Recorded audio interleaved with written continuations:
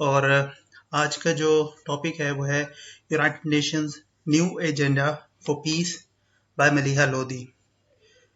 United Nation का नया agenda जो है अमन को लेके, यानी किस तरीके से दुनिया के अंदर अमन कायम हो सकता है, उसके लिए जो मलीहा लोधी का लिखा हुआ आर्टिकल है उसको आज हम पढ़ेंगे इंशाल्लाह।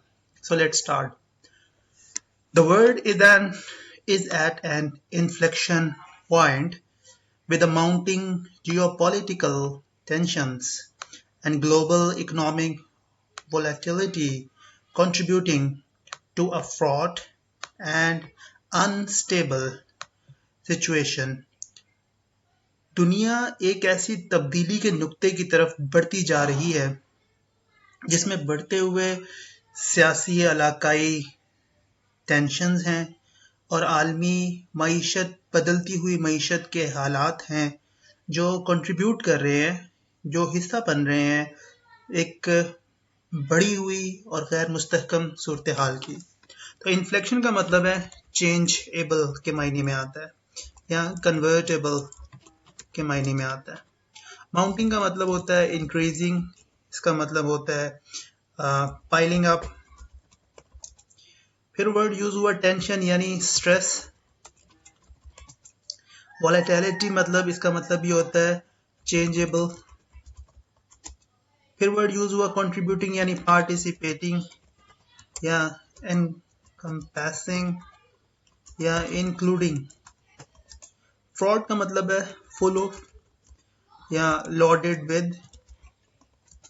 फिर वर्ड यूज हुआ, अच्छा ये सारे। उसके बाद मल्टीलैटरलिज्म, बहुत से मुल्कों का जो इश्तराक है, इज फेसिंग ग्रोइंग चैलेंजेस, बढ़ते हुए मुश्किलात का सामना कर रहा है। In an increasingly fragmented international system, बढ़ते हुए तफरीक शुदा बैनुल अक़वामी निज़ाम में। मल्टीलैटरलिज्म का मतलब है different countries collaboration.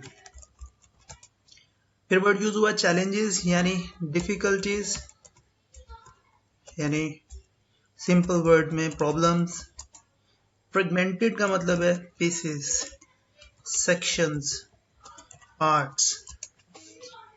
The resurgence of East-West tensions, Ukraine war, and intensifying US-China confrontation have further shrunk the space for multilateral cooperation. Resurgence का मतलब होता है राइज या रिवाइव। ये जो दोबारा से बढ़ रहा है मशरिक और मगरिब की टेंशन और यूक्रेन की जंग और बढ़ती हुई। माउंटिंग का मतलब, इंटेंसिफाइंग का मतलब है इंक्रीजिंग या माउंटिंग, बढ़ती हुई। कॉन्फ्रंट्रेशन का मतलब है डिस्प्यूट, तसादुम या फाइट्स या कंटेंशंस। श्रंक का मतलब है ये कम होती जा रही है, lessening, lesser, shorten, strain. The space खला को कम कर रहा है मल्टीलैटरल कॉपरेशन, मुख्तलिफ मुल्कों के ताउन को, यानी उसके इम्कान को कम कर रहा है। Multilateralism though has been in retreat for well over a decade now. ये जो multilateralism है, कई मुल्कों का आपस का इश्तराक, कई दहाइयों से ये पसपाई इख्तियार करता जा रहा है, यानी ये कॉन्सेप्ट ख़त्म हो रहा है। तो रिट्रीट का मतलब होता है डिटेरियोरेट,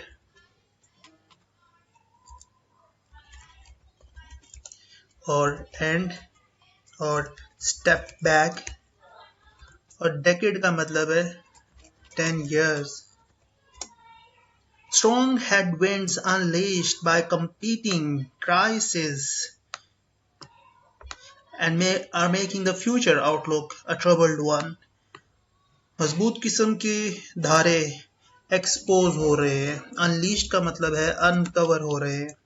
कंपीटिंग यानी कंटेंडर हैं, कंटेंडरिंग कर रहे हैं, कंटेस्टिंग कर रहे हैं, कंपीट कर रहे हैं। क्राइसिस मतलब कंडीशंस, बुरे हालात को, और आउटलुक यानी उसकी प्रेजेंटेशन, उसकी लुक्स, उसकी अपीयरेंस चेंज हो रही है। Climate change has emerged as among the present era's greatest risks. आबो हवा की तब्दीली साबित हुई है आज के हालात के बड़े खतरे के तौर पर. Yet a deeply divided world is increasingly falling short of addressing multiple interconnecting connected challenges. मतलब लेकिन बेतहाशा तकसीम हुई दुनिया बढ़ते हुए बेतहाशा मुख्तलिफ किस्म के और आपस में मुतल्लिका मुश्किलात का सामना कर रही है, एड्रेस कर रहे हैं, that are consequential of all countries, जो तमाम मुल्कों को आखिरकार फेस करने हैं. इमर्ज का मतलब है appeared, obvious, vivid, look. Era का मतलब है टाइम, स्पैन. रिस्क का मतलब है डेंजर. एड्रेसिंग का मतलब है काउंटर, फाइट, रिएक्ट. कॉन्सिक्वेंशियल मतलब resultantly. It is clearly time for the international community to take stock and consider how to forge arrangement on a global framework to address common challenges. ये वक्त है कि बैनुल-अक़वामी तबकों को चाहिए कि वो बंदोबस्त करे चीज़ों का और समझे कि कैसे आलमी स्ट्रक्चर बनाना पड़ेगा मुश्तरका मुश्किलात को डील करने के लिए. स्टॉक का मतलब है ज़ख़ीरा यानी रिसोर्स, इंस्ट्रूमेंट्स. फोर्ज का मतलब है मेंटेन, प्रोड्यूस, क्रिएट. और फ्रेमवर्क कहते हैं स्ट्रक्चर या पॉलिसी को. This a major initiative to do that is planned at the UN summit and the future called by Secretary General Antonio Guterres and endorsed by all member states of the world body. इसमें सबसे बड़ा कदम जो है वो plan किया गया है United nation के समिट जो मुस्तकबिल के बारे में था, जिसको सिक्योरिटी जनरल ने कॉल किया एंटोनियो गुटेरेस ने, और उसको इम्प्लाई किया, एंडोर्स किया यूनाइटेड स्टेट्स की तमाम बॉडीज़ ने. तो यहाँ वर्ड इनिशिएटिव आता है. इनिशिएटिव का मतलब है स्टार्ट करना, इसका मतलब है बिगिंस, इसका मतलब है कमेंस. एंडोर्स का मतलब है अप्लाई करना, इसका मतलब है प्रोड्यूस करना, इसका मतलब है अटैच करना. The summit scheduled for September 2024 will seek to evolve a consensus. इस समिट को सितंबर 2024 के लिए शेड्यूल किया गया है, जिसमें इवॉल्व किया जाएगा एक कंसेंसस और what a shared future should be, कि क्या मुश्तरका मामलात होने चाहिए, और आइडेंटिफाई करेंगे द मीन्स टू अचीव इसको हासिल करने के तरीक़ेकार. Guterres has described the summit as a once-in-a-generation opportunity to strengthen multilateralism. Guterres का ये कहना है कि समिट जो है एक तरीका होगा कि जनरेशन को एक दफ़ा ऐसा मौका मिलता है कि वो मुख्तलिफ कौमियत के आपस के ताल्लुक़ को मजबूत करे. Renew the commitment to core principles, और बुनियादी असूलों के साथ अपना अहद शो करे. And adopt an action oriented, और काम करने के तरीके को अपनाए. पैक्ट फॉर द फ्यूचर, मुस्तकबिल के लिए ऐसा माहिदा हो. Which will set out concrete response, जिसके तरीके से एक ठोस किस्म का रद्द अमल हो टू ग्लोबल चैलेंजेस, आलमी मुश्किलात के लिए. That is expected to emerge from inter government negotiations, जो मुख्तलिफ हुकूमतों के मबैन मुज़ाकरात से होगी अहेड ऑफ द समिट, इस समिट के बाद. तो यहाँ जो वर्ड यूज़ हुए हैं उसमें इवॉल्व का मतलब है यानी प्रोड्यूस करना, क्रिएट करना, इसी तरीके से इक्विप्ड करना. उसके बाद वर्ड यूज हुआ कॉन्सेंसस यानी यूनिफॉर्मिटी, इसका मतलब है एडवाइस, इसका मतलब है connection.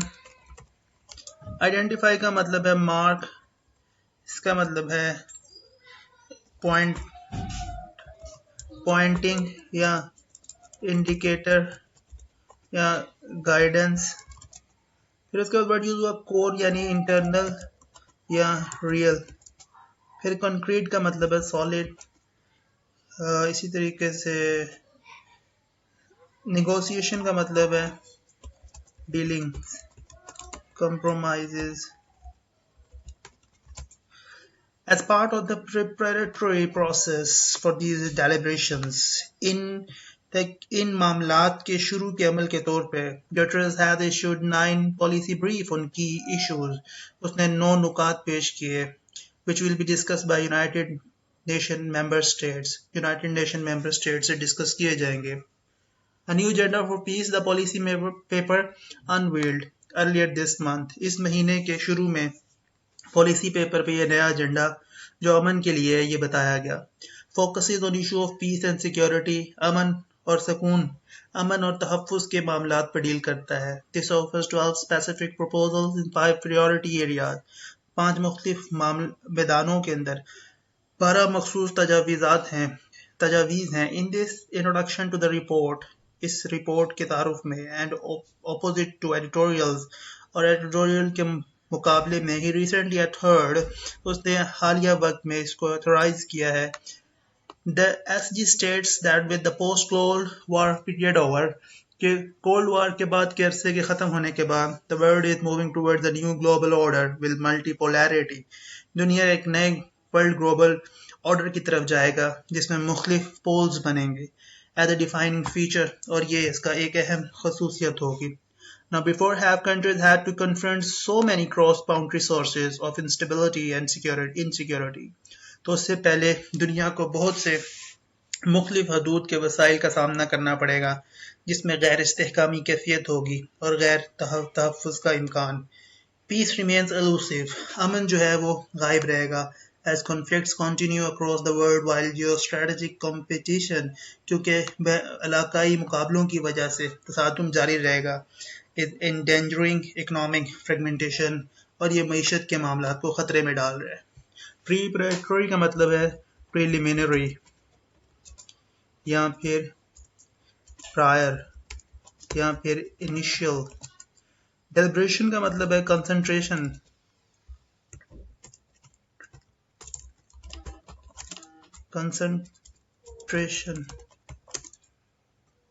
Concerns.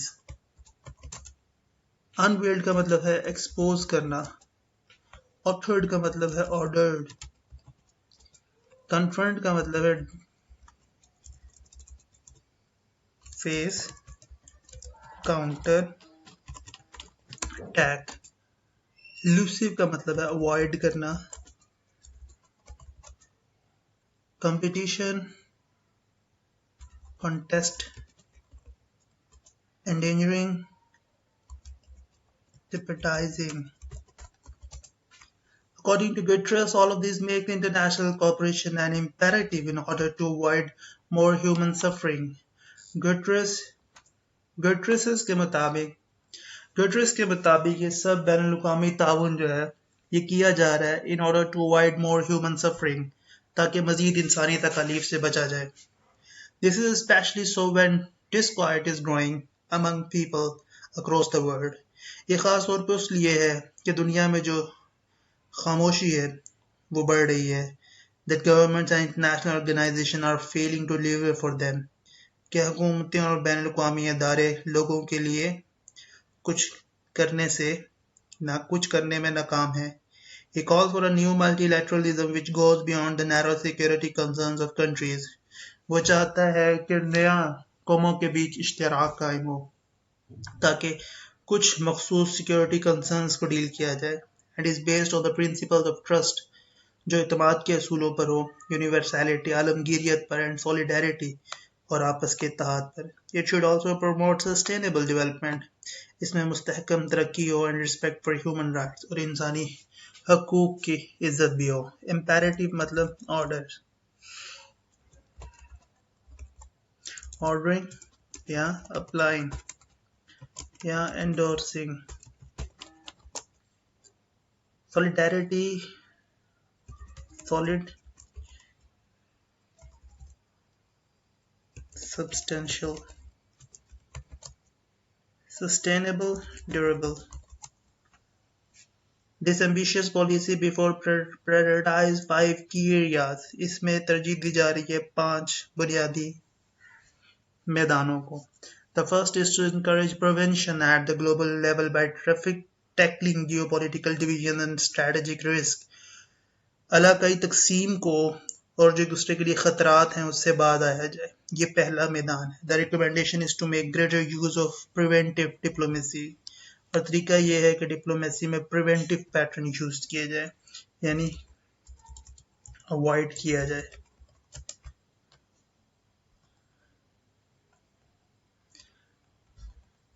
Nothing can continuing threat of nuclear war. It proposes a ban on the use of nuclear weapons and calls for the eventual elimination.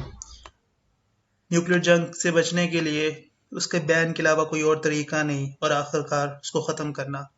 An omission here is the absence of recommendation to prescribe, to resort to force, especially as conflicting ragging across the world involve the use of conventional force. और यहाँ पे ख़त्म किया जाए उन तजावीज़ की कमी है जो बताया कि कैसे ताकत को रोका जाए। The brief itself notes the surge in armed conflicts in the past decade. खास तौर पे उसमें बताया गया कि माजी की दहाइयों में कैसे हालात बढ़े, जंगी हालात, which reversed the 20-year decline, और 20 साल का जो एक डिक्लाइन थी, एक कमी कोताही थी, उसको वापस कर दिया उन्होंने, with the number of conflict-related deaths reaching a 28-year high in 2022, जिसमें सन 2022 में जो अमवात है तसादुम की वो सबसे ज़्यादा बढ़ चुकी थी। इवेंचुअली मतलब एट लास्ट, यहाँ पे एट लास्ट के अलावा दूसरा वर्ड यूज हो सकता है कॉन्सिक्वेंशियल। दूसरा वर्ड यहाँ पे एलिमिनेशन मतलब एंड, टर्मिनेट या मर्डर। रिकमेंडेशन कहते हैं सजेशंस को, प्रेस्क्राइब मतलब सजेस्ट करना, रैगिंग का मतलब loud, harsh, attacking, aggressive. Conventional का मतलब होता है ओल्ड, स्ट्रिक्ट। सर्ज का मतलब है इंक्लाइन, माउंट, राइज। डिक्लाइन का मतलब है डिमाइज, डाउन। कॉन्फ्लिक्ट रिलेटेड का मतलब है कंटेंशन, कॉन्फ्लिक्ट रिलेटेड का मतलब है fights, disputes. The second priority area identified is paradigm for prevention. दूसरा एरिया प्रिवेंशन से बचने का तरीका, within countries to deal with all form of violence, कि कैसे जारहियत की तमाम शक्लों से लड़ा जाए। So promote social cohesion, माशरती ताल्लुक पैदा किया जाए, create links between sustainable development, climate action, और मुस्तहकम तरक्की की तरफ जाया जाए, आबो हवा के मुतालिक काम किया जाए, अमन के मुतालिक काम किया जाए। Ensure meaningful participation of women, औरतों का बामायनी पार्टिसिपेशन को यकीनी बनाया जाए। And fully respect all dimensions of human rights, इंसानी हकूक़ की तमाम डायमेंशंस की पूरी रिस्पेक्ट की जाए। This is an ambitious goal given the uneven record among developing countries on this account.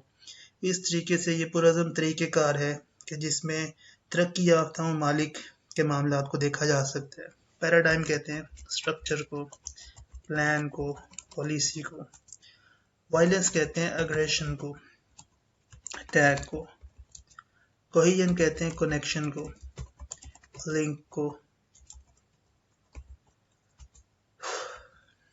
The third area, इसी तरीके से तीसरा हिस्सा in the report concern UN peace keeping, united nation के पीस कीपिंग मिशंस के बारे में। It proposes updating peace keeping operations to adjust to changing conflict environments. ये ऐसे है कि जो गैर मुतल्लका, गैर तस्दीकशुदा पीस कीपिंग ऑपरेशंस हैं उसको कॉन्फ्लिक्ट्स के इन्वायरमेंट को चेंजिंग के साथ डील किया जाए। Specially challenges posed by unresolved conflicts, खास तौर पे वो मुश्किलात जो कि गैर हलशुदा तसादुम की वजह से है। Where there is no peace to keep, जहाँ पे अमन नहीं है। अनरिजॉल्व मतलब अनसेटल्ड।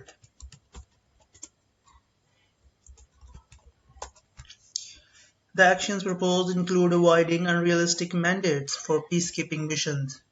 एक्शन जो बताए गए हैं वो गैर हकीकी मैंडेट के मुतालिक है, मोर इंटीग्रेटेड ऑपरेशन, मजीद ये है कि ऑपरेशन किए जाए, रिकमिटिंग टू रिफॉर्म, और कमिट किया जाए दोबारा कि वो रिफॉर्म करेंगे in this area. All welcome and implementable suggestions, तमाम खुशामदीद कहे जाने वाले और काबिल अमल तजावीज़ हैं।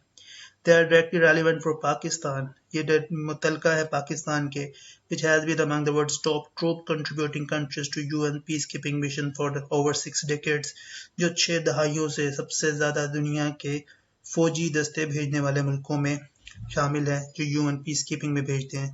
Since 1960, over 200,000 Pakistani servicemen and women have served in 46 UN missions in 26 countries around the world.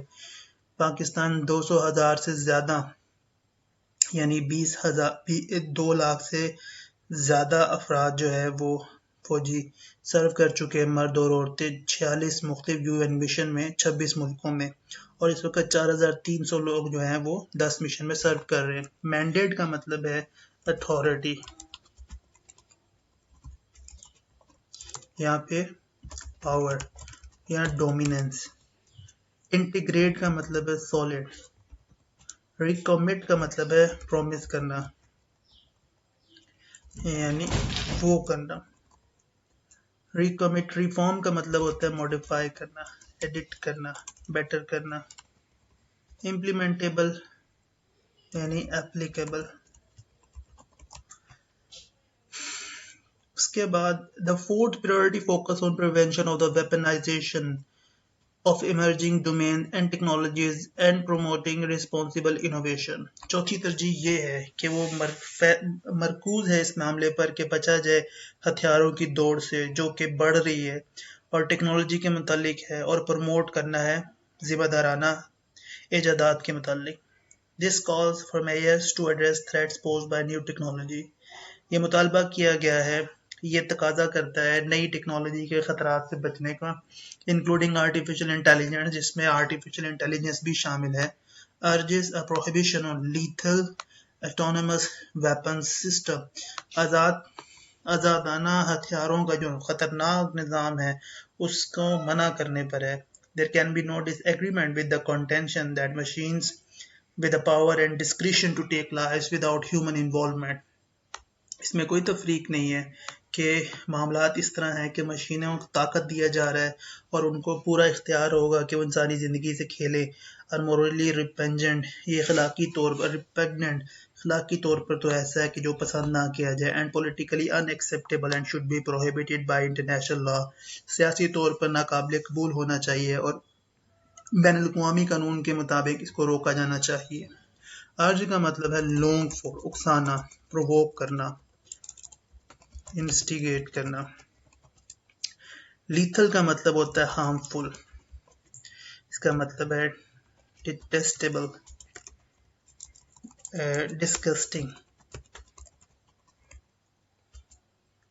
Autonomous का मतलब है इंडिपेंडेंट। डिस्क्रिशन का मतलब है अथॉरिटी। रिपेंजेंट मतलब रिपल्सिव।